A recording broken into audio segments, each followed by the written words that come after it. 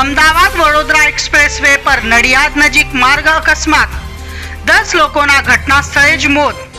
Car ટ્રેલરની પાછળ ધડકાભેર અથડાતા અકસ્માત સર્જાયો હતો. કાર વડોદરાથી અમદાવાદ જઈ રહી હતી.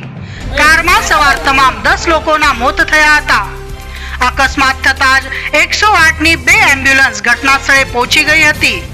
એક્સપ્રેસ હાઈવે પેટ્રોલિંગ ટીમ પણ ઘટના સ્થળે પહોંચી ગઈ હતી. અકસ્માતના કારણે એક્સપ્રેસ હાઈવે પર જામ.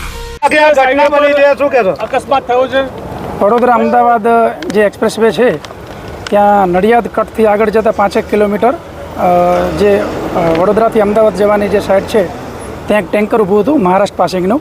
એમાં કોઈ મિકેનિકલ ખામી થયેલી એટલે ડ્રાઈવરે ટેન્કર ઊભું રાખ્યું અને પાછળથી અર્ટિગા કાર ટેન્કરમાં પાછળથી અથડાઈ છે અને તાત્કાલિક નેશનલ હાઈવે ઓથોરિટી, જિલ્લા વહીવટીતંત્ર, જિલ્લા પોલીસ તંત્ર, મેડિકલની ટીમો બધા જ પહોંચી ગયેલા.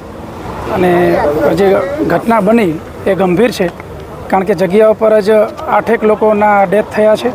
તાત્કાલિક બધાને રેસ્ક્યુ કરી 2 વ્યક્તિ જે જીવતા હતા એમને તાત્કાલિક એમ્બ્યુલન્સમાં નડિયાદ સિવિલ હોસ્પિટલ પહોંચાડેલા અને ત્યાં પહોંચતા ડૉક્ટર દ્વારા તેમને પણ મરણ જાહેર કરવામાં આવેલા છે. આમ આશરે 10 લોકોના દુઃખદ અવસાન આ ઘટનામાં થયેલા છે. તાત્કાલિક રેસ્ક્યુ કરી તમામના રિલેટિવ જે છે એનો સંપર્ક કરવાના અમારા પ્રયાસો સતત ચાલુ છે. 4 લોકોની ઓળખ થઈ ગયેલી છે અને આ ગાડી જે છે પ્રાઇમરી હાલમાં અમને જે વિગત મળી છે એમાં વડોદરાના, કોઈ નડિયાદના, અમદાવાદ સિટીના, એ રીતના અલગ અલગ નાગરિકો બાબતમાં જાણવા મળેલું છે.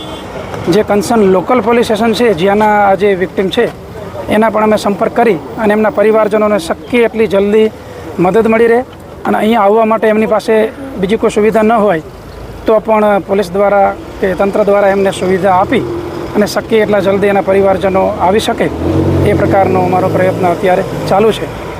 જે ટેન્કર છે એ પૂનાથી જમ્મુ જઈ રહ્યું હતું અને રસ્તામાં આ જગ્યાએ એમાં ટેકનિકલ ફોલ્ટ થતાં ઊભું રહ્યું હતું. અને જે ગાડી છે એમાં બધી બાકીની વિગતો મેળવવાની બાકી છે, પરંતુ વડોદરા સાઈડથી આવતી હતી અને અમદાવાદ જતી હતી.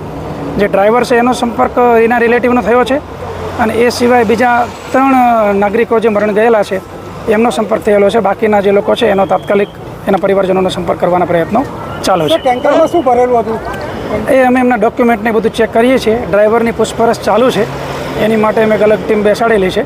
પણ પૂનાથી નીકળ્યા હતા અને જમ્મુ જઈ રહ્યા હતા અને મિકેનિકલ ફોલ્ટ થતાં એણે પોતાનું ટ્રક લેફ્ટ સાઈડમાં ઊભું રાખી દીધું હતું.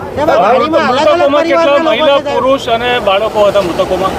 એ અત્યારે અમે તાત્કાલિક એમને હોસ્પિટલ પહોંચાડેલા છે. એક બાળક છે 5 વર્ષનું. બાકીના જે અમારી પ્રાથમિક માહિતી બધી મળી એ મુજબના 9 લોકો પુખ્ત છે, પરંતુ દરેકના પરિવારજનની ઓળખ થઈ જાય, એમની ઓળખ થઈ જાય અને તરત એના પરિવારજનનો જે સંપર્ક છે એ અમારી પ્રાયોરિટી છે. અને તાત્કાલિક એમની જે આગળની કાર્યવાહી કરવાની છે એ માટે પોલીસ પીઆઈની અંડરમાં એક ટીમ બનાવી અને તાત્કાલિક આગળની કાયદેસર કાર્યવાહી ચાલુ કરાવેલી છે. એ જે ગાડીના ડ્રાઈવર છે એનો ડેથ થયેલો છે, પરંતુ એના માલિકનો સંપર્ક થયેલો છે, એના મિત્રનો સંપર્ક થયેલો છે. એ વ્યક્તિ આવે એટલે એની ડિટેલમાં પૂછપરછ કર્યા બાદ બધી ધ્યાનમાં આવશે બાબતો કે તમામ લોકો જે છે એ કયા પર્પઝથી ક્યાંથી ક્યાં જતા હતા.